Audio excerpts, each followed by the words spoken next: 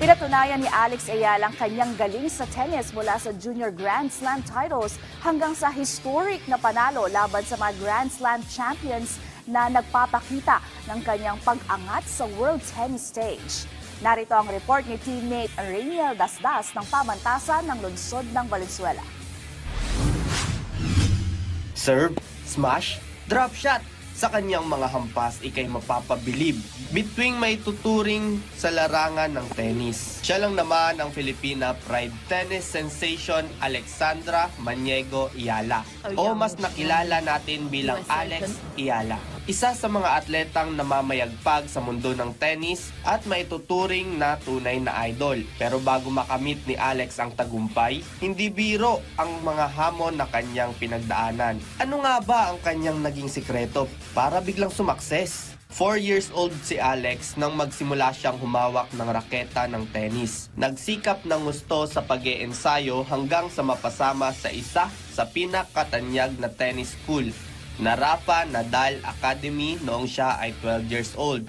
Nakuha ng Tennis Star Princess ang unang award sa Juniors First Filipino Grand Slam Champion taong 2018 at kalaunan naging pro athlete ng WTA mula noong 2022. Nanalo ang Filipina tennis player ng mga Grand Slam titles sa Australian Open at French Open.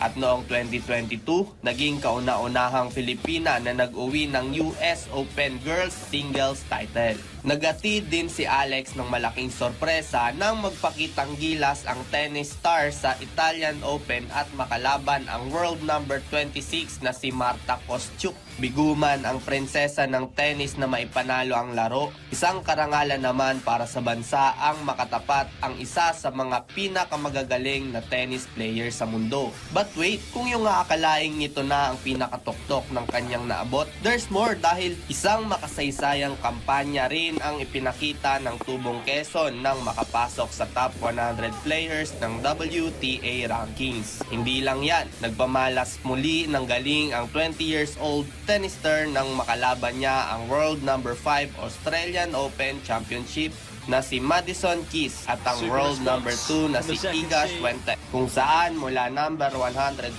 ay umakyat ng number 75 ang kanyang ranking. Dagdag pa rito, isang makasaysayang kampanya ang ipinakita ni Ayala laban sa mga elite tennis players matapos makapasok sa finals ng Eastbourne Open kamakailan.